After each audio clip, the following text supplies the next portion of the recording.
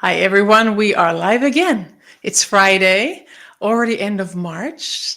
So let's end this week on a good high and inspiration.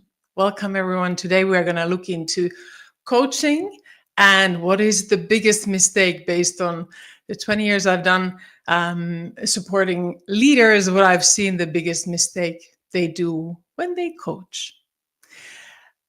Perfect. Wherever you are dialing in from, either YouTube or LinkedIn or StreamYard, or wherever you are in the world, feel free to say hello in the chat, so I know who is there, and also that the audio is working. Sometimes it gives me a bit of a trouble, but let's hope today is not that time. Let's move ahead. So my name is Zora. Very shortly, 20 years in HR. Out of that, 9 in at Apple, other companies, Ericsson, Deloitte, IKEA. And currently, since a year, independent, building up my own startup here. I'm a licensed psychologist using evidence-based methods. So whatever you hear, and you will hear a lot on the neuroscience part, because that is where I help unfold the true beauty of the human to leaders. So that's what I do, and I do help executives and to develop, and as well cultures to change. There you go, a short little intro. Today, what's on the menu, so to say? Brain science of coaching. Like I said, I will help you to understand, where does this come from? What is the difference? What happens in our brain when we command versus when we coach? And then we will look at kind of an approach to commanding and coaching, and what is the kind of axis in between, by Edgar Schein. And then we talk about the biggest mistake. And at the end, I will put a tool into your toolbox. It's the Grow Coaching approach, which is a kind of a brain-friendly way of coaching. And if you say, but I've seen that already, I will give you some insider tips on when the Grow Coaching goes wrong, and where does it move into commanding again easily. So stay tuned until then. All right, as promised, here we go. Brain science between commanding and coaching. I'll be gentle with you, because I know this can be overwhelming, but I'm using metaphors to help understand the parts of the brain. So let's go through first what happens when we give an order for a person. Do this, or go fix this. It triggers their central alarm, amygdala. It's basically, that is how we are wired as a human. If we give an order to a child or to an adult, it triggers us into a place of protect, comply, react.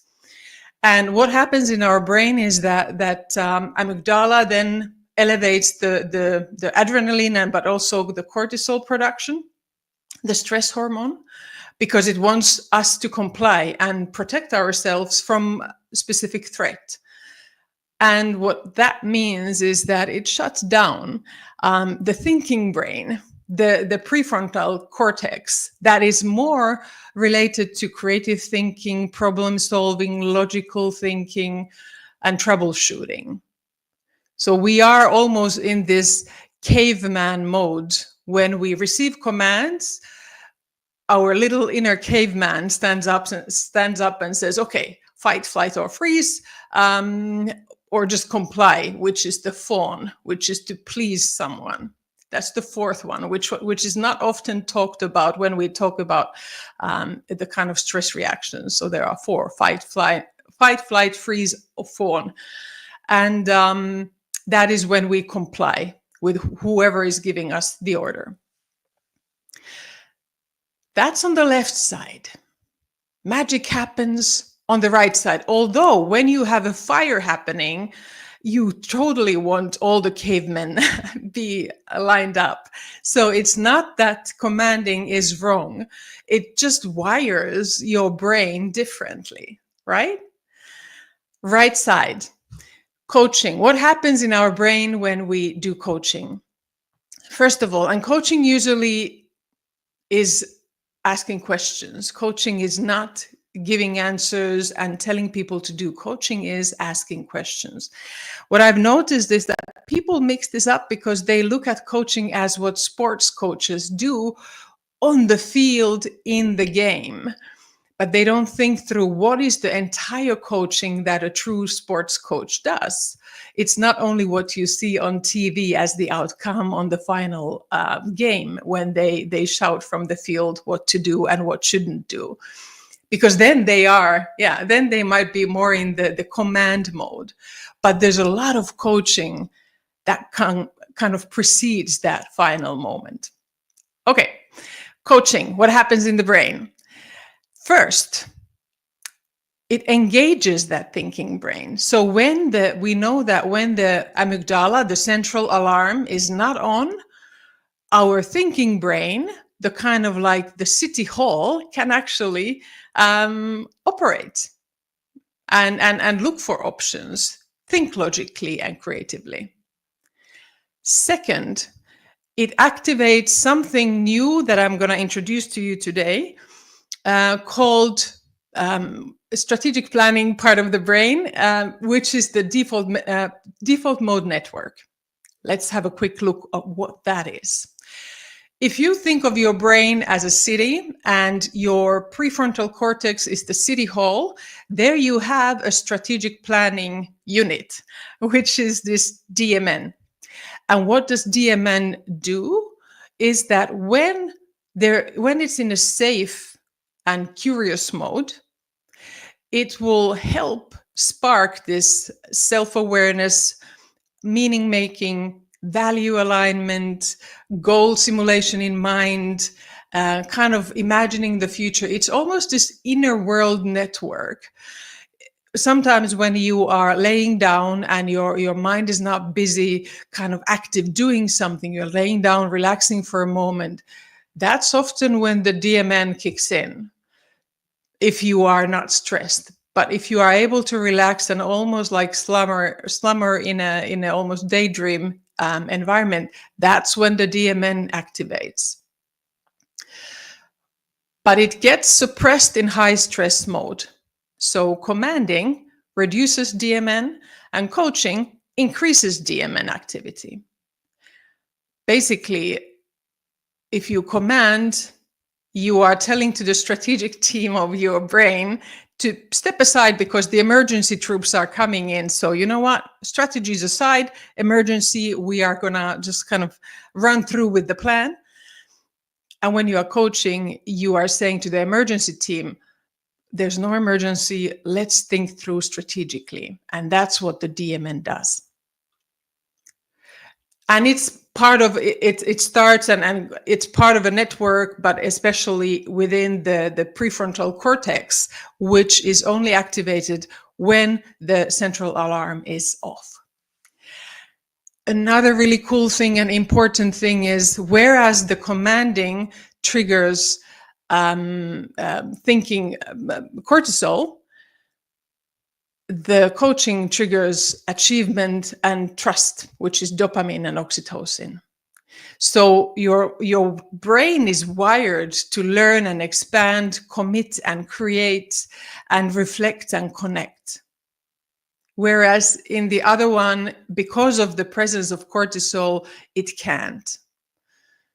A stressed brain is not in a learning mode, it's in the surviving mode. If you have any questions, feel free to also post those. Happy to chime in. Then we go into looking of the brain side, the commanding versus coaching. And here we go. If you have seen by Edgar Schein, The 3 Levels of Relationship and The Humble Inquiry, humble inquiry, feel free to share with me and put in the chat who have heard about that already. But basically, he names the 3 levels of relationships, both at work but also at privately. So the level 1 is almost this kind of commanding, I'm a superior one-up relationship. I fix, you comply. It's almost like this parent to a child, or a very authoritarian person to the subordinates.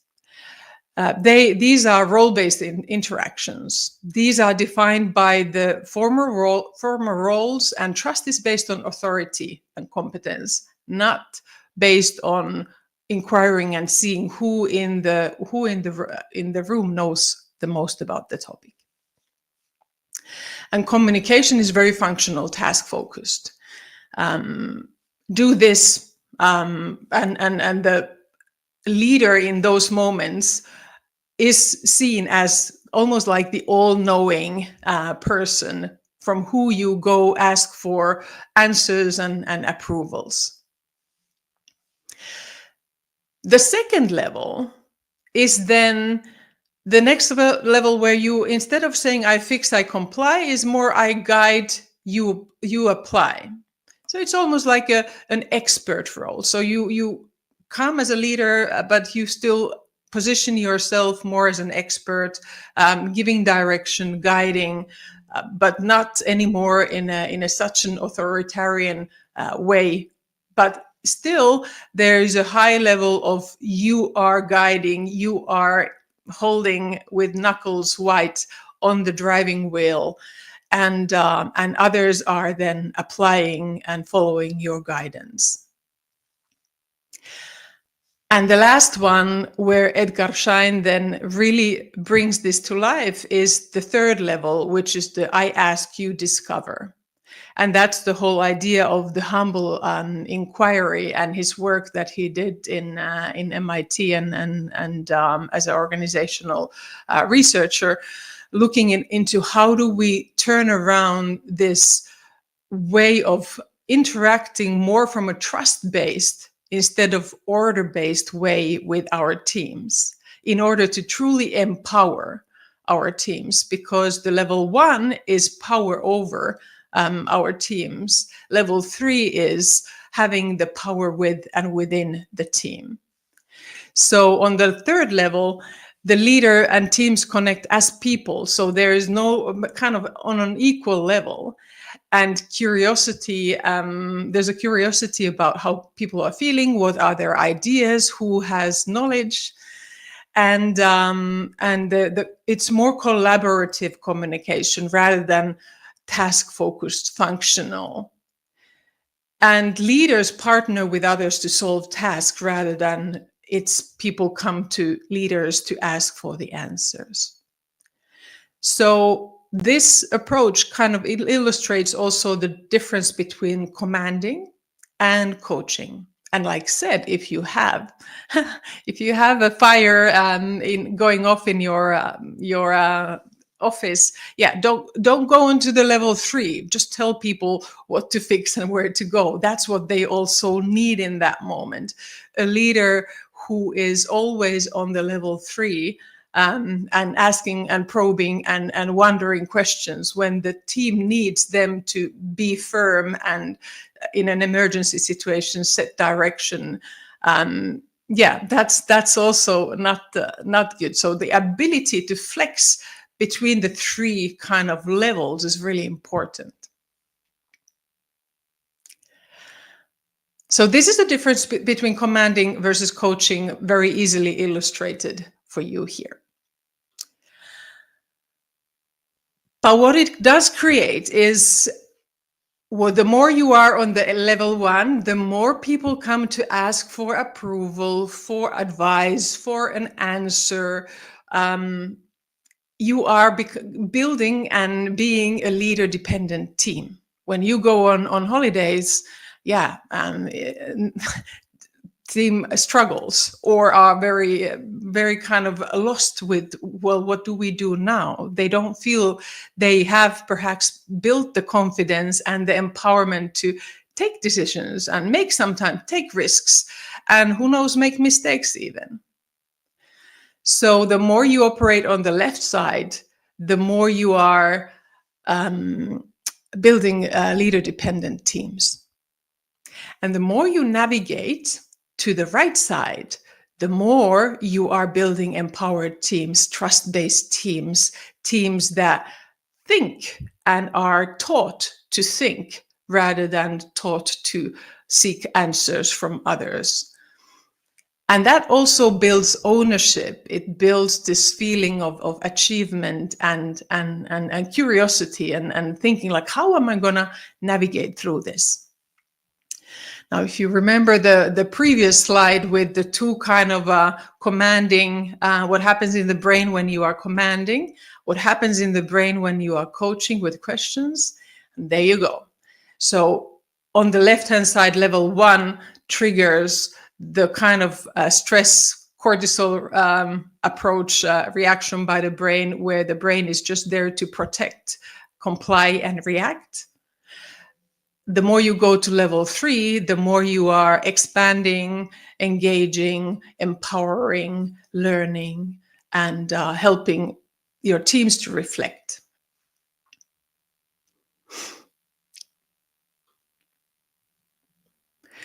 So the biggest mistake.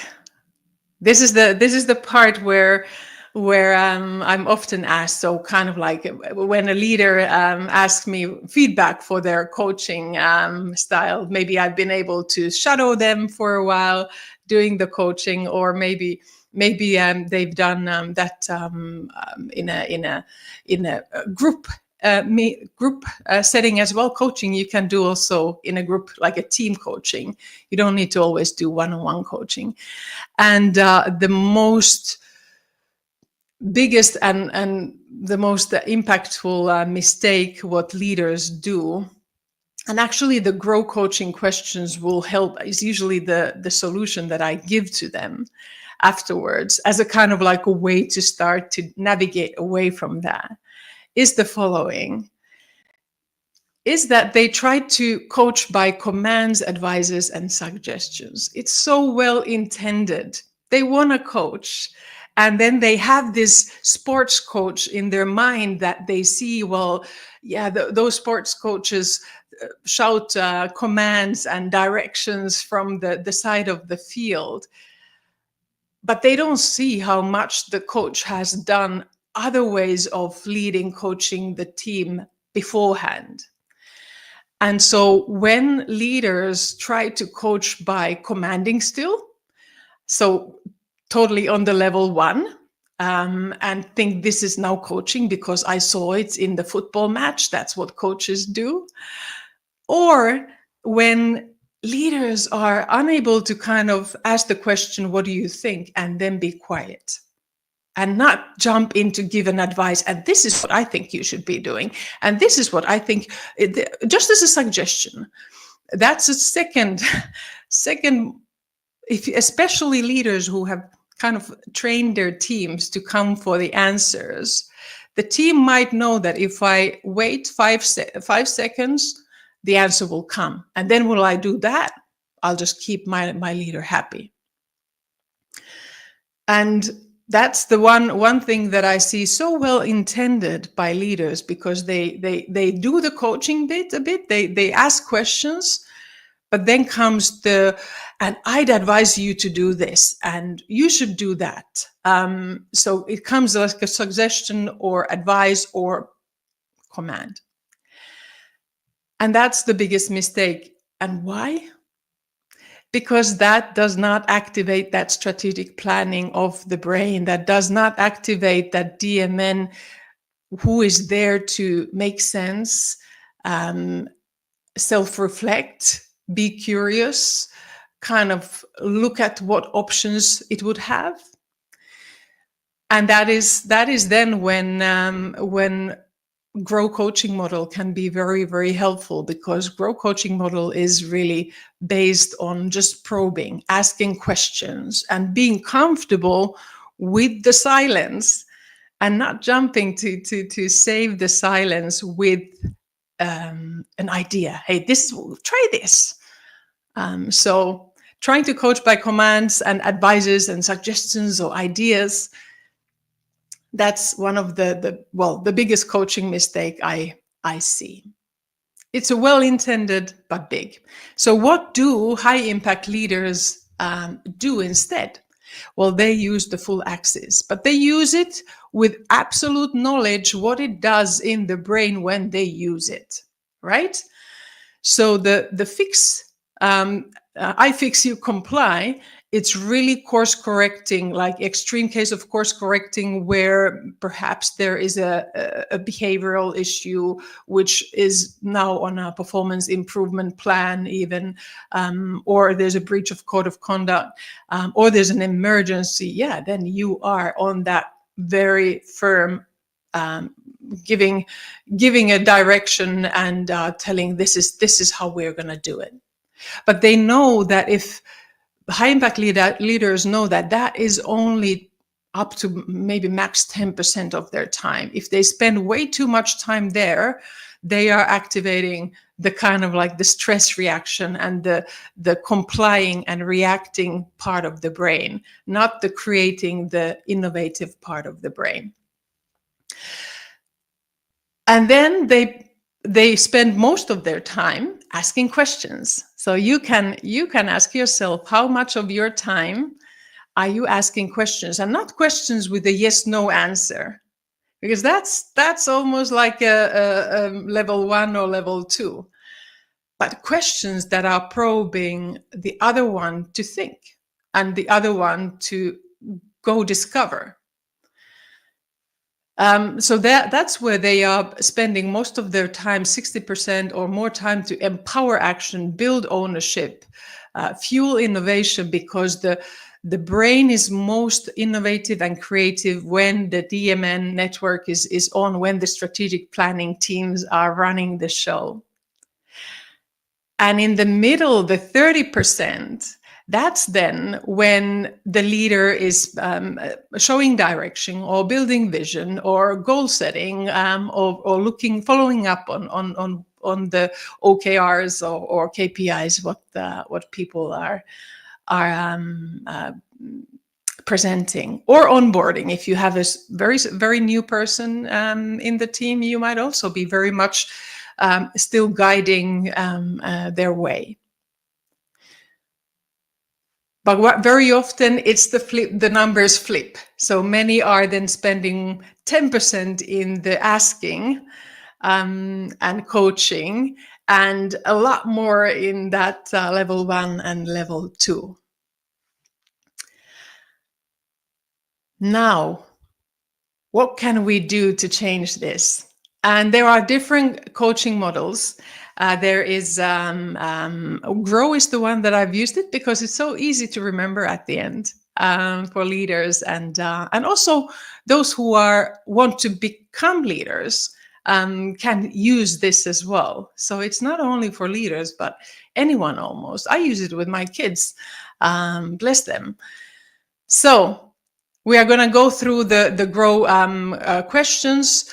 Before we do that, still next Friday, I'm going to do a session about how to spark creativity and innovation, and what is the kind of way how to put the fire down, and what is the way how to kind of fuel the fire up.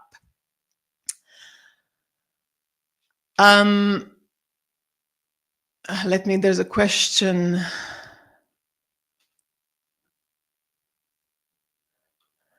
There's a question. What one powerful question a coach can ask to spark ownership instead of obedience? Thank you, Katarina. That's actually what we're gonna look in the Grow model. You had another one here. What's something coaches often do without realizing that blocks fresh ideas? Yeah, so giving these ideas, a really good question, because so many leaders often tell me, but I mean well, but I can't hold it back. It's a great idea, so I just said it, and but then the whole rest of the team is quiet because they feel, well, if the CEO or the most senior in the room already blurted out their idea, you know what? Why bother? Your idea might anyhow be the second in their mind if their mind is already so excited about it. So I think what blocks fresh ideas is a leader who feels the urge to kind of blurt out theirs first. And that's the part of coaching where you actually just listen and probe with questions others instead of you tell them what you think is the best idea. All right, grow.